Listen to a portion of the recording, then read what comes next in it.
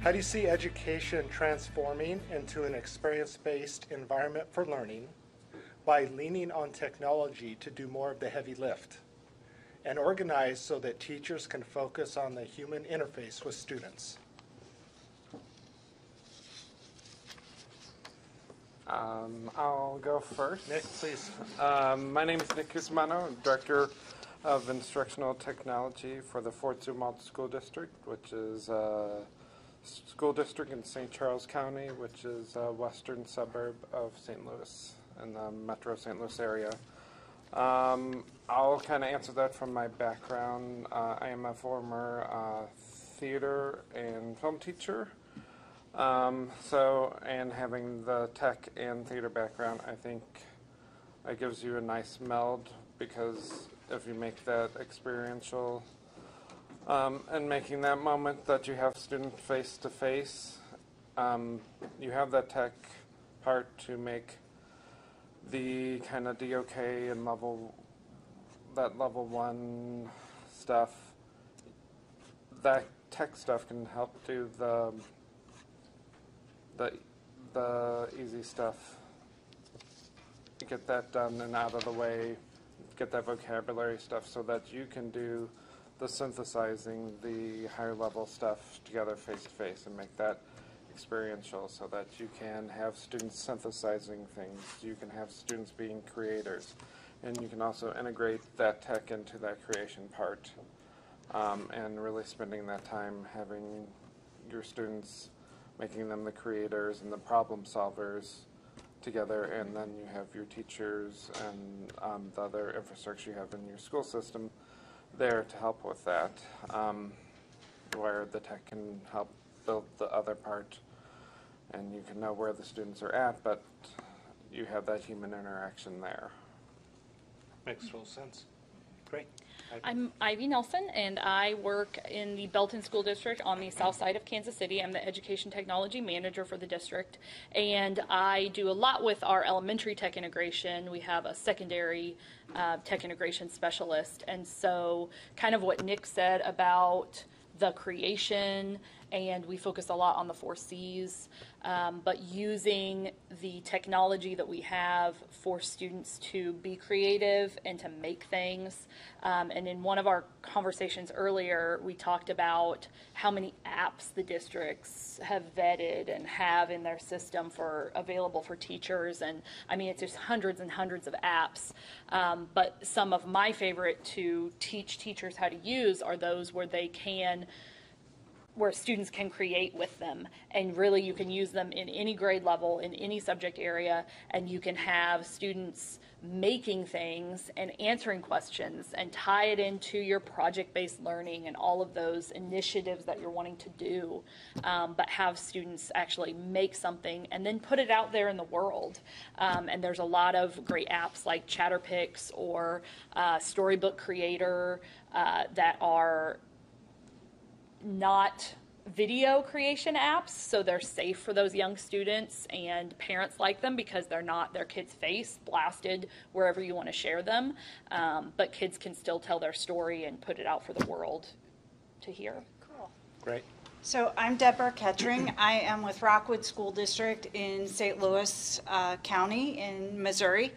And I am not in the education side, but I have instructional technology specialists who work for me.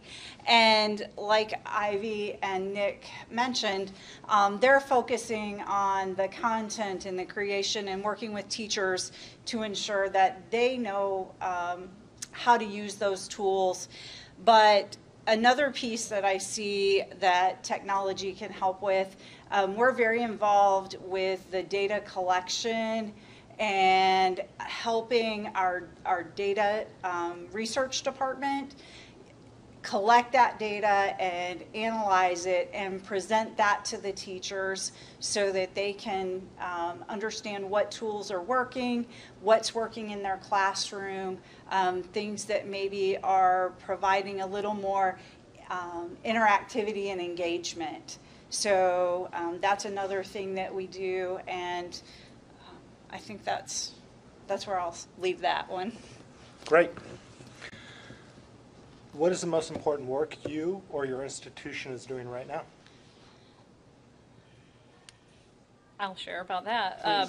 So right now, we are the closest we've been to instituting our data governance policy. And so I had a conversation earlier with Brad about when I came to Belton,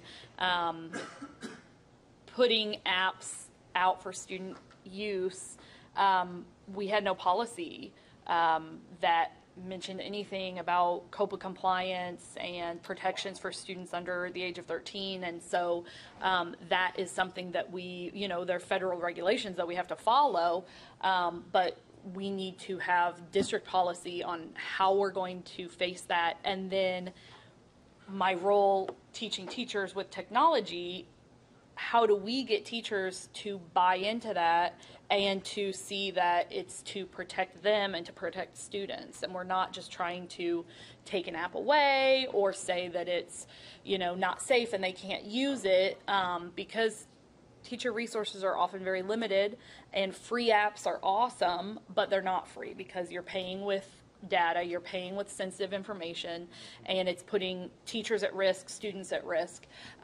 So that is something that I'm very excited that we're finalizing that policy, and then we're going to move it off for cabinet approval and board approval, and hopefully institute that very soon. But it's just something that has taken a very long time, and a lot of work and a lot of bringing people to the table. But I feel really positive about it because I feel like it's something that is going to make a huge difference for our organization, and something that I've put a lot of time into, and that has really brought a lot of people together. And because, it's every department and everyone in the district that uses student data and has access to student data. So it's not like it's just the technology department, their responsibility. So, and working with other districts in our area that either have a newly founded data governance policy or districts that's not even on their radar yet. So that's been nice. Great. We've just instituted fully going one-to-one 6K12 this year, and so that's been another big step. And then also we've established Cisco WebKids in all our buildings, which just kind of became live in November. So we've just started utilizing that for district meetings, and I think that's going to open up things a lot educationally, where we can invite experts in, and also connecting building to buildings, and lots of different things that we'll be able to explore with our students too. And we're just at the tipping point with that. That's awesome. Great.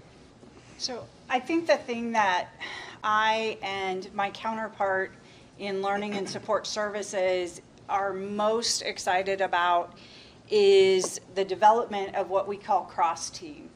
And so we have combined every Friday, we meet for 4 hours as a combined group of data and research analysts, curriculum, content, area specialists, professional learning team, and then the instructional technology team.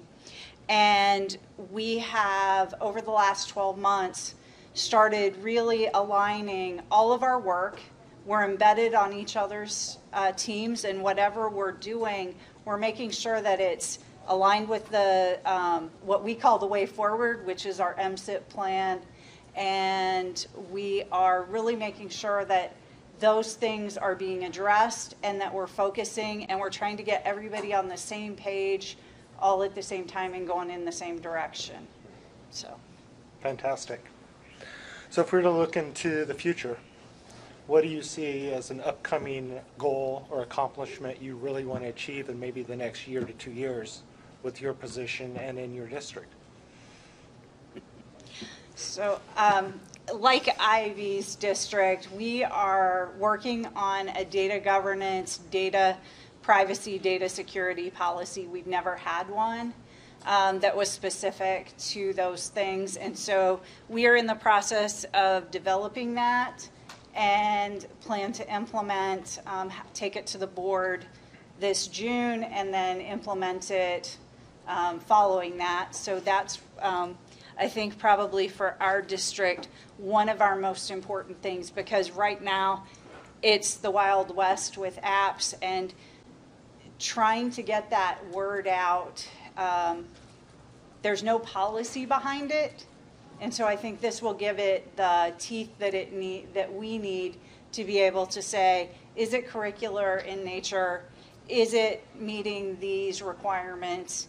And just really hone in on those things that are really beneficial for our students and our teachers. That's great. Ivy? So one of the goals that I have for the next year in Belton is to, in addition to our data governance, to institute a more streamlined digital citizenship education throughout the district.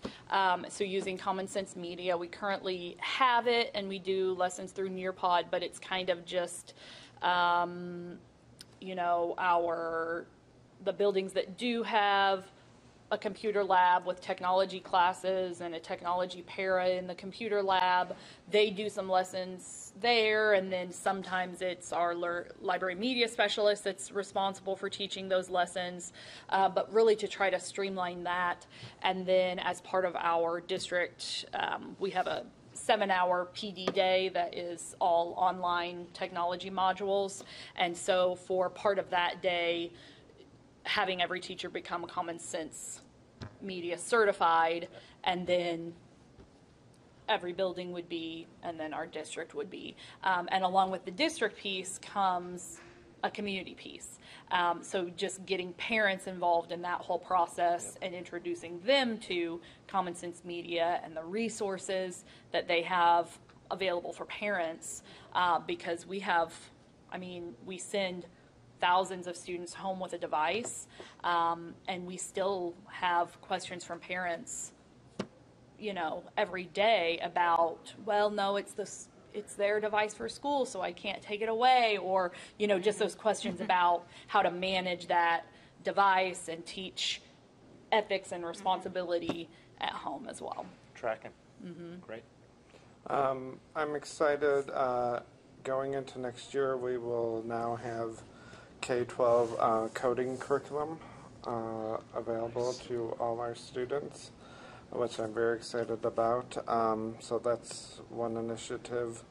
And then also coming up, I'd like to build online hub resources for teachers, students, and parents that's more accessible.